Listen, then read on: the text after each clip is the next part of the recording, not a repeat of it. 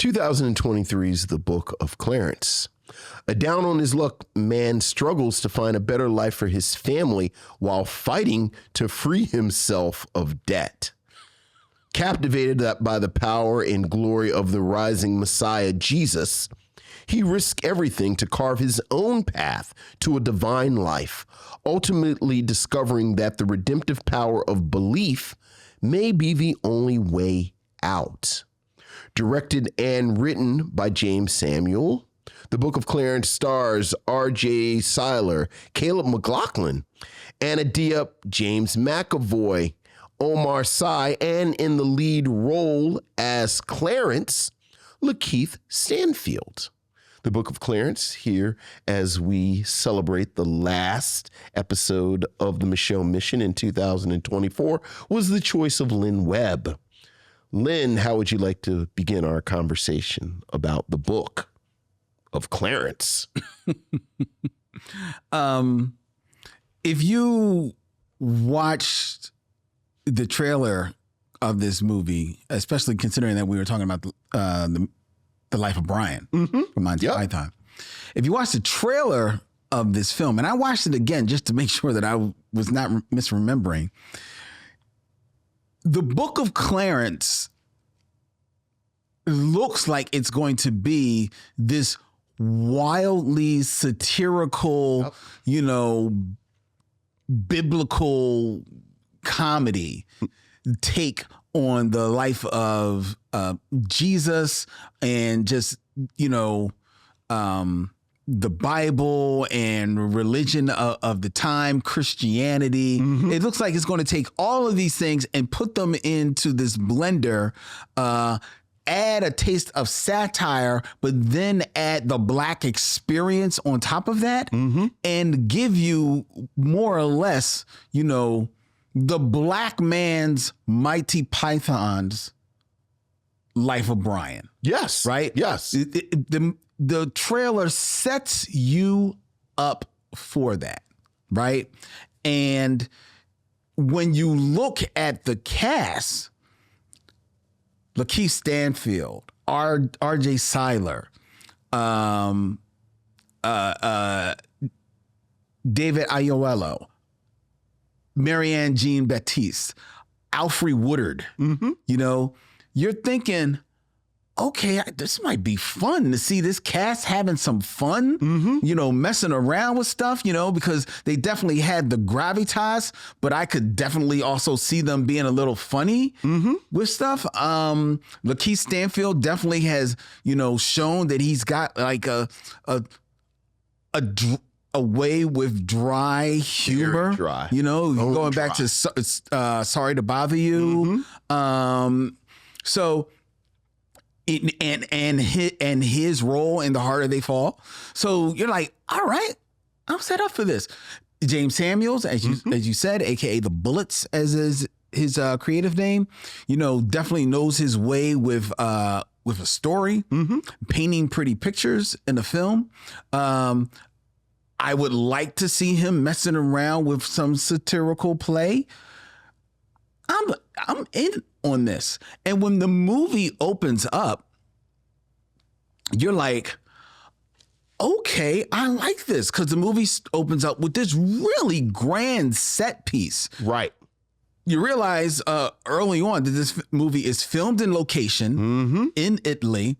There is this grand set piece that is practical effects of more or less a chariot race between Clarence and Elijah and Mary Magdalene. Played by none other than Tiana Taylor. Yes, sir. Which, talk about spot on casting. Look. So, and it's these horse-drawn carriages. They're racing through the lower city of Jerusalem. I'm like, okay, I'm in on this, right? They're being 100% Black in their experience, and how they're being depicted, and how they're talking, and it's kind of got a little bit of that biblical, thee, thou to it, but also with a more urban slant.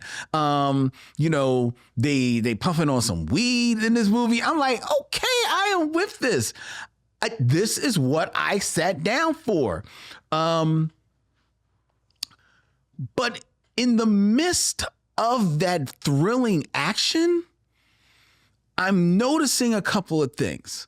I'm noticing that Lakeith Stanfield, even though he's on this chariot, even though this chariot is racing through the streets, Lakeith Stanfield has a way of he has a way of almost always being like downshift in his gears and when he's acting, right?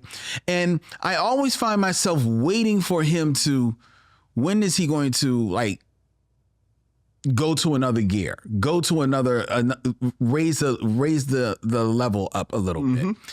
And in this grand action piece where Elijah, R.J. Seiler, who is somebody who, boom, pops off the screen every time you see him, he's there. He's right in this moment.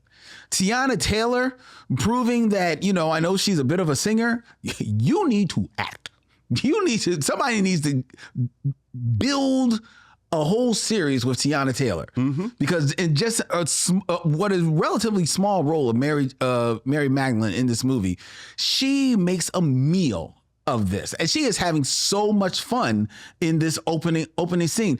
But Lakeith Stanfield, even in that opening scene, seems like he's in a little bit of another movie, and I don't know whether or not that is his read on the character, or that is the director directing him to have that read on the character. But that follows suit throughout this film,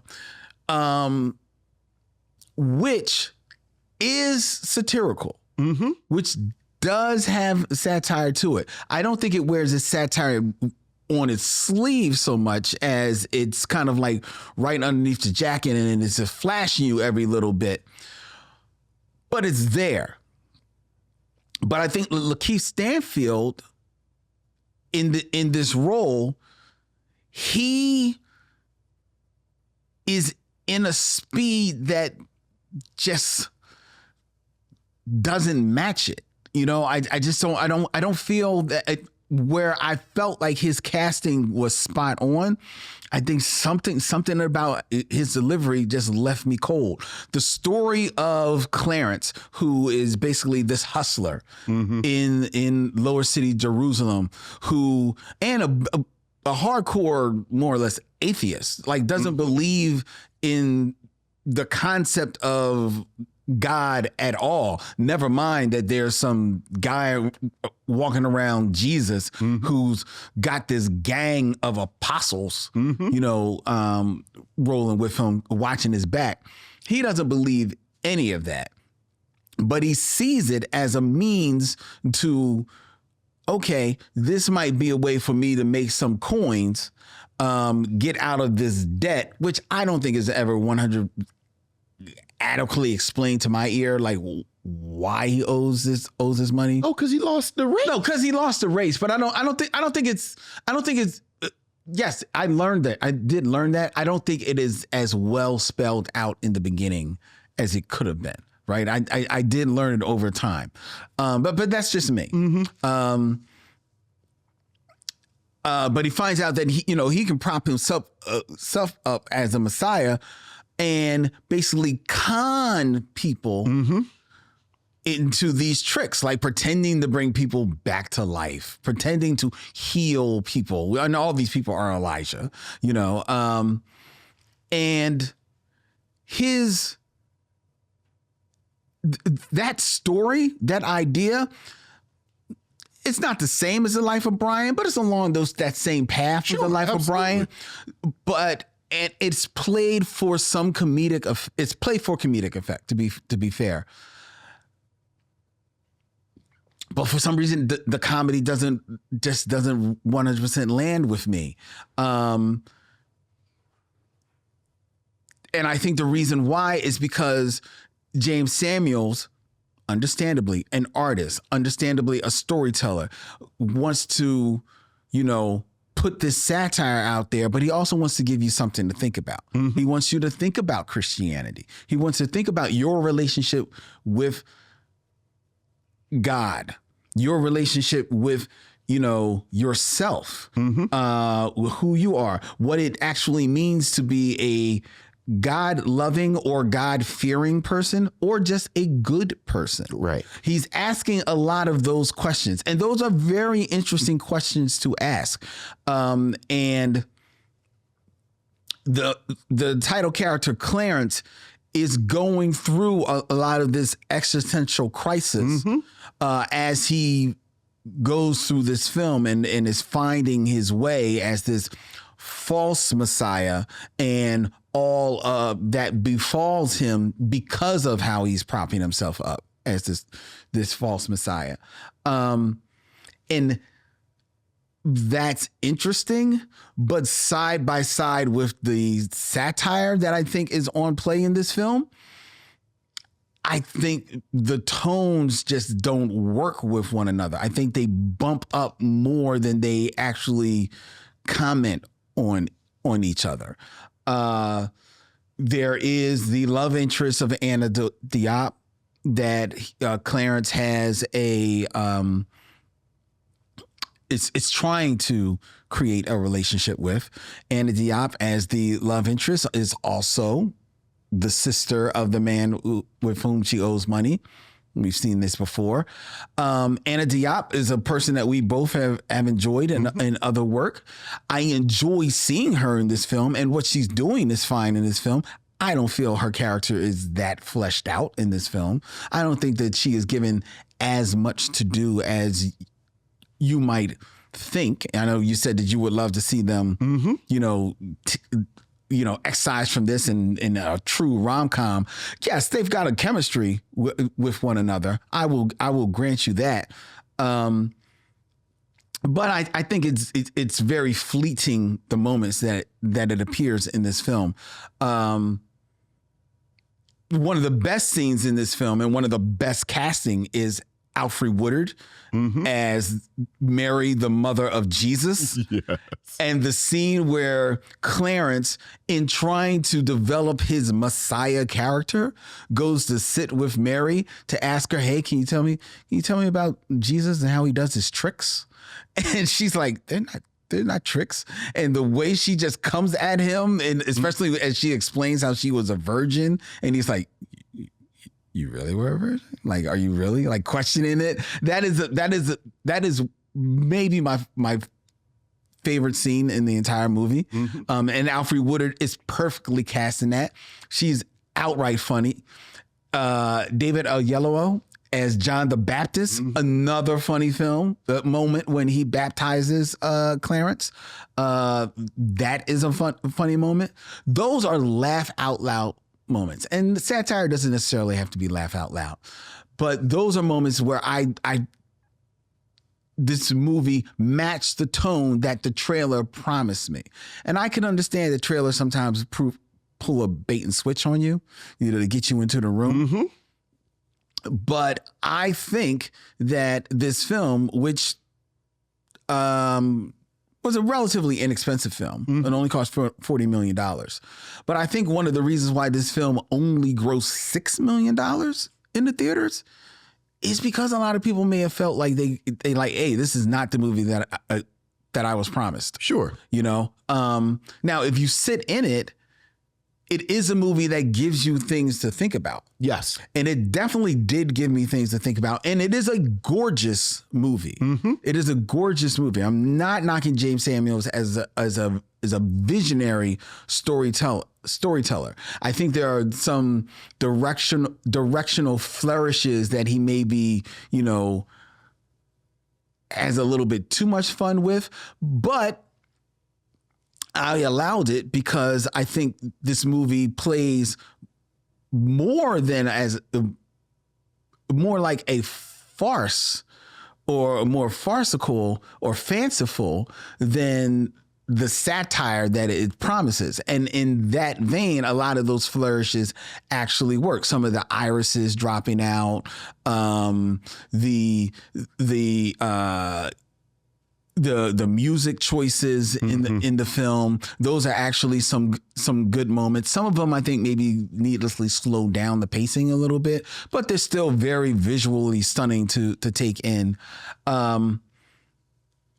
But all that being said, at the end of the day, Omar Sy, I think, is another person who steals every scene that he's in this film as Barabbas. Yes. And his story, I'm interested in his. I could follow Omar Sy's Barabbas and have him walk the earth with Elijah, and I would be there for the book of Barabbas and Elijah all day. But at the end of the day, the book of Clarence is a book that I willfully opened, but I wasn't 100% satisfied with it in the end. Okay. I disagree. I liked almost I enjoyed this film a great deal. I will say this. I don't remember watching a trailer for it, frankly. So going into it, I think I thought it was just going to be a Jeymes Samuel film. And, it's Lakeith Stanfield. So I figured it'd be funny moments. But which you are characterizing as him being in a downshift, I think Lakeith Stanfield, and I'll go back to when we first met him in Atlanta. I think there is always a thoughtfulness, an interiority, like there's always something going on. And I think this character, Clarence, as you pointed out, goes on this existential journey where he really ends at a space different than the one he begins in. And this kind of journey of this man who, as you said, realizes being godlike is not necessarily connected to or judged by the miraculous. I thought he embodied this character really well. Like I really bought in to Clarence. I love this story. I love this sort of, I think there are satirical moments. And maybe I'm splitting hairs, but this Clarence journey where it's almost like a shadow Jesus story, where he gathers followers. He has his own Mary Magdalene in Anna Diop's character. Like he has his mother. He, spoiler, has a crucifixion at the end. In that way, it made me think of A Life of Brian. Obviously it's not just straight ahead funny like Life of Brian, but I love Lakeith Stanfield. Much like you, I thought this entire cast was fantastic. Everyone you mentioned, I'd like to mention they obviously play him a little to the back, but I thought Nicholas Pinnock as Jesus was great. Along those lines, I thought that Michael Ward as Judas was a real standout. I loved the apostles. Like what you see of them though. But I saw enough of them. Look, I think Jeymes Samuel is assuming that if you watch the Book of Clarence, you have a general knowledge. And maybe this is unfair. Maybe this is unfair. Like maybe I'm showing my own just sort of Catholic school, been around church. I could name the apostles. Like I know, Thomas, Doubting Thomas. Like if you know Thomas and they call him Doubting Thomas and you know who Peter is, like I think Jeymes Samuels assumes you have sort of a passing knowledge of the apostles. And if you do, I think it's enough there. Like you hit the beats, like you know who's who. I love the flourish that Judas, every time he has this bracelet, these beads, and they actually sound like a rattlesnake. Yeah. Every time he makes it. Much like you, I thought the sense of place was spot on, filmed on location in Italy, and it felt like you feel the difference. You felt like the Middle East. Love Caleb McLaughlin, love Rysal. Again, just the entire cast I loved.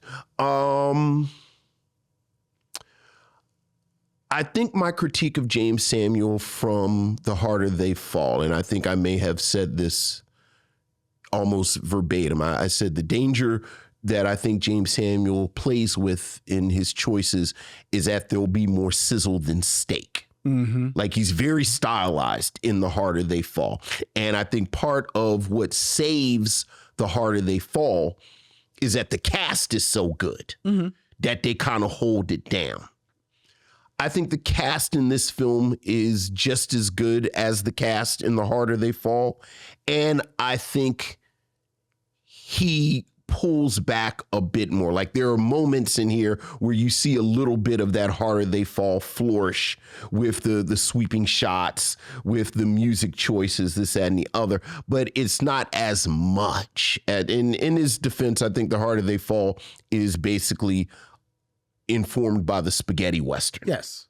Whereas this is informed by, as much as we talk about the life of Brian, you said it with the chariot race. You know, there's a little bit of Spartacus in this. It's a little bit of like all those biblical films. Ben-Hur, but it's just black. Yeah. You know, which I loved. And I thought it had a lot more heart than I thought it would have. Like I really did think it was going, like, I think it starts a little light and frothy, but then it goes on. James McAvoy isn't in it. You know, I love McAvoy. I thought it was great. And I have to say, in full disclosure, when I was sort of taught about Jesus and the apostles, this is sort of how I thought about it. Like, it's Jesus and these kind of hooligans that are kind of, you know, speaking to the downtrodden, speaking to people. And then the Romans are basically cops. Mm-hmm. Like, they're just cops. And I love the choice to frame the Romans in this way, where it's always they're asking for ID. And you know, there's a wonderful moment where one of the Romans is trying to kill Barabbas, and he says, "Oh, look at him. He's trying to kill me. I fear for my life," you know, justifying it in these ways that you see it. When the flourishes do happen, I think they're earned. There's a moment where they use the song Nights Over Egypt. Yes, that's a great moment. That made me grin because it was just this great stylized moment. And I really, really enjoyed it. And speaking of Jeymes Samuel following Barabbas, you know, you got the sense that he wanted to do a straight ahead film about Jesus and the apostles. Like, I think, you know, again, I thought Nicholas Pinnock's Jesus had the image of you know, like, what is it like to have this dude roaming around who people are worshiping? You're not so sure about him. Like, there's like the first moment you see a miracle, it is actually kind of off-putting. It is actually kind of otherworldly, where he kind of stops these rocks mid-air and you know, there's a bit, and I like my Jesus to be a little bit of a smart ass, where he makes this great Jezebel joke. Yeah. And donkey joke. Yeah. That is really funny. So I bought in completely. There's a bit where Benedict Cumberbatch shows up for a second. Cumberbatch. You and white men's names. Well, no. There's a moment where that's an answer. Where Benedict Cumberbatch shows up, and I thought that was like, I was like, all right, that was a little bit too smart. Like, I didn't need this moment, and you don't need that moment, and it never really pays off. Well, that is like a Life of Brian moment. Well, you know, it's. I guess he felt like he had to address the white Jesus thing. But by the time he actually lands on the white Jesus moment, I was like, you don't have to do this. Yeah. Like we're an hour and 45 minutes in. Like, we don't need the white Jesus joke. You know, but you know what? I will say that I agree. I don't think he needed it. I don't think it necessarily lands the way that he wants it to, especially by the time it does show up. Right. But it did remind me a little bit of like, oh, this is you're doing like this is something Quentin Tarantino would have done, like he did in Inglourious Bastards when they kill Hitler. You know, so so in that, I appreciated the audacity of it. And especially since this white Jesus is actually giving commentary to it, it's like, damn, I like just got clean. Like, and I don't want to give away the joke because this is a good joke. But so I appreciated the audacity of it. But you're right, you just don't need it at that moment. At that time, by then you're kind of like streamlined it to the end. And to your point about tone, by the time, like, this is a joke that should have been in the front of the movie. Because now... by the time you get the white Jesus joke, it's now turned into a character study. Exactly. Because by now, Clarence is being crucified. Right. He's going through the passion damn near. Exactly. Exactly. But again, that's why this movie, like the tone, I feel is like... But that was the only tonal moment that... Yeah, but that's a big shift. I mean, that's a big shift like when it does. 3-minute moment. Okay, but it's 3-minute moment in the middle of, like you said, right, the crucifixion. Right, but But that was my only real tonal misstep. I guess it was also a part of me in that wanting to see at least another gear from Lakeith Stanfield. Have you ever seen him in another? I think this is his gear. Like, you want Lakeith Stanfield to be someone besides who he is. No. I feel that in Sorry to Bother You, I think you do see a little other gears in him. I honestly do. At the end, when that movie gets a little bit more heightened and chaotic, I think, no, is he ever going to be, manic or Jerry Lewis or anything like that? No, but I do think you do see another gear. And in this film, I was waiting to see that other gear. And I'm not saying he's got to be off the wall, but I'm just waiting. I guess I was waiting to actually see the moment where his character makes that turn. I understand it does happen. It happens story-wise, but I guess I don't 100%.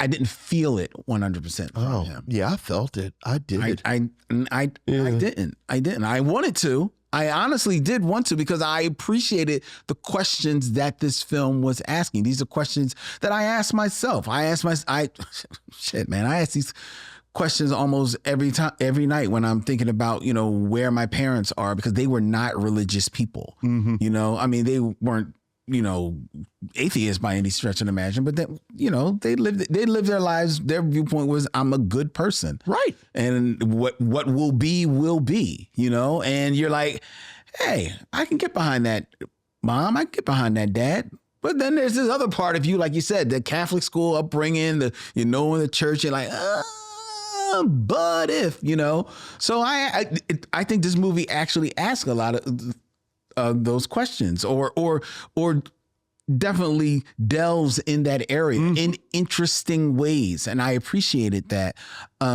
Especially in, you talked about the miracle of Jesus stopping the stoning of Mary Magdalene. Elijah sees that. Right. And that's like this awakening for Elijah. And Mary Magdalene. And Mary Magdalene. Yeah. Well, yeah, Mary Magdalene. She goes off with Jesus, but and Elijah tries to impart that to Clarence, and Clarence is dismissive of him. And after that, I never saw the moment where the worm, it turned for him. And I don't know that it necessarily 100%. I think it's during that montage with the money, when they're making all the money. And I think it's all on his face. I didn't see it. I didn't see it. Yeah. I didn't see it. I wanted to. I really did. I didn't. Now, I also think it's funny that you blacks bullied Jeymes Samuels so much about Zazie Beetz that he went and found the brownest sister he could find to be in the movie. He said, "You blacks are not going to yell at me again." I'm you blacks. I'm about to say, by you blacks, you mean Vincent. I'm you blacks. Anna Diop's fawn brown self. First Tiana Taylor showed up, and then Anna Diop showed up, and I said, "Yeah, I guess he heard us." Yes, he did hear us. He did hear us. I just wish she was given a little bit more to do. I did like Marianne Jean Baptiste and her and what she does. She's as his mother. Yeah, I think she does good work. I mean,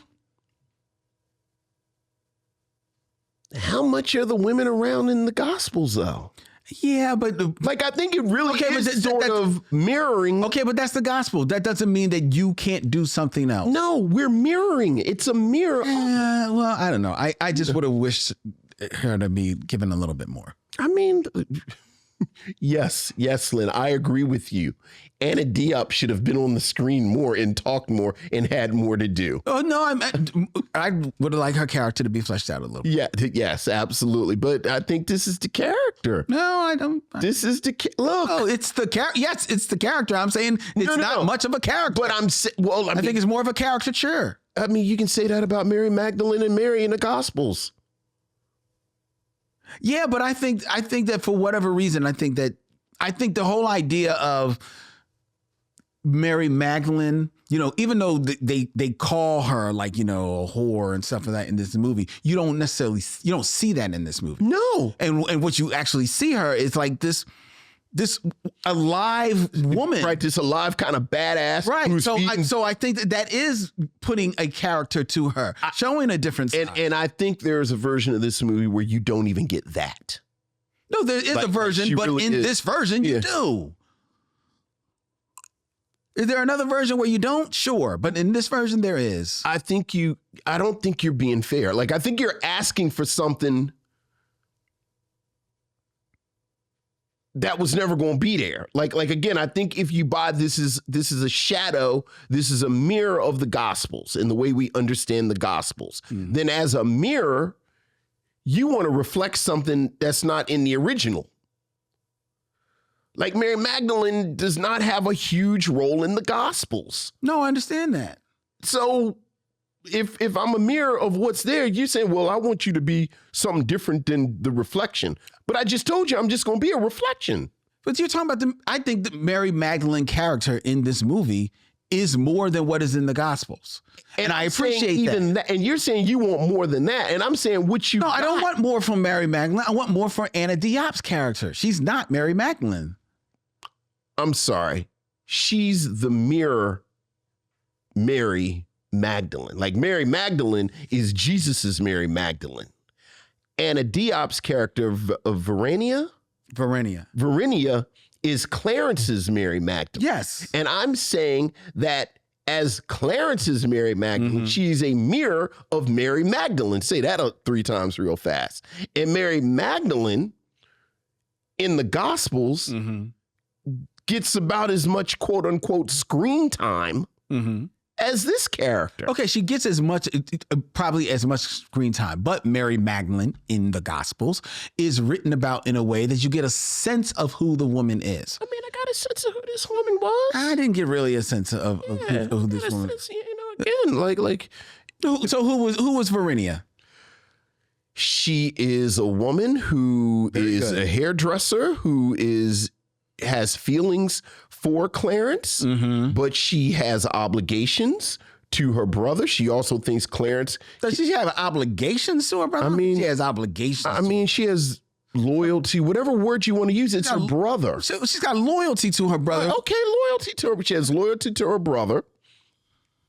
You get the sense she likes Clarence, but as she says, Clarence can't get out of his own way until he becomes fully who he has to be, at which point she then is drawn to him more. But it's still all of her in relation to him, and that's not her. No, because that's who she is. That's the character. She's the quote unquote love interest. You want something, I'm not going to say it's unrealistic, but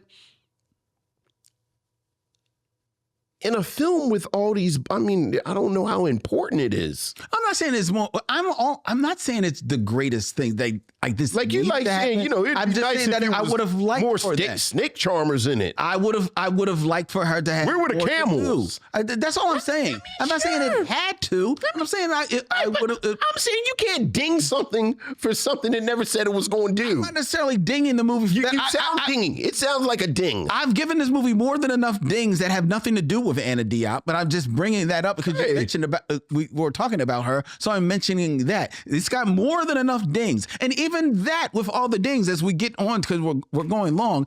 I will say, with all the dings, I would still recommend that people see Book of Clarence because I do think I ask some interesting questions. I do think that it's a beautiful film. I do think that for the most part, the cast is top notch. I think that Lakeith Stanfield is good in this. I would have just liked to see a little him hit another gear.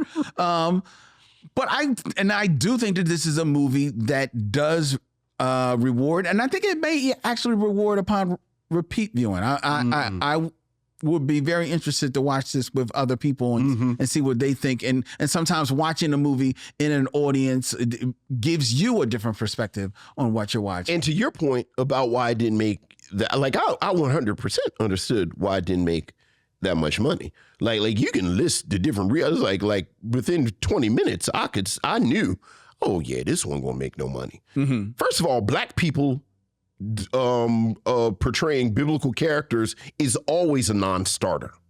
Full stop. Okay, so, as far as the general public, you're right. Well, right. The people, and let's be clear, I'm talking about black people too. Some black people too. Like I think we're uncomfortable with all that black in Jesus and in the hair and all. So that's first of all. Second of all, and now I am just going to talk about black people. We talked about this a little bit with Honk for Jesus, Save Your Soul. I think we are many of us are very precious with how we treat religion. Mm-hmm. And I think many of us are very uncomfortable grappling with religion and grappling with the Bible. And again, a Jesus who makes a Jezebel joke, or frankly, the apostles showing up looking damn near like a street gang. They ready to rumble. Which, what was it Paul was a doctor? I think Paul was a doctor. But like the rest of them cats was fishermen, and they had hand, like them dudes could fight. Like these were dudes. So this is what I thought they were like. But I think many of us are uncomfortable with that, and right or wrong, I think we're uncomfortable with that. So like this kind of very vibrant, earthy depiction of this moment with these people, I think is always going to have a muted response. And obviously, because I liked it more than you did, I think people should see this. Not only do I think people should see this, I think this is a film, to your point, that rewarding rewatching. I think this is a film that is going to age very well. It may. Like this is a film, and as his second outing, I'm very much looking to Jeymes Samuels' third outing. He is definitely a creative that I will continue to follow, and I will watch his films with, it's a Jeymes Samuels movie. I'm there. Mm-hmm. I'm there. That's enough to get me into the theater. Yeah. Definitely. Yeah. So there you go. Two recommendations at the end of the day for the Book of Clarence. Missionaries, we invite you, if you haven't checked out this movie, to check out this movie. And hey, you may feel like Black Panthro and love this movie. Also, shout out to my sister, Leslie, who is another fan of this movie. Is she? She's a very big fan of this movie, and she was definitely eager for us to review it. So yes, you're all right, Les. Leslie's older than you? She is the older twin. She's the older twin. She's the older of the twin? Yes. Uh-huh. The wise woman.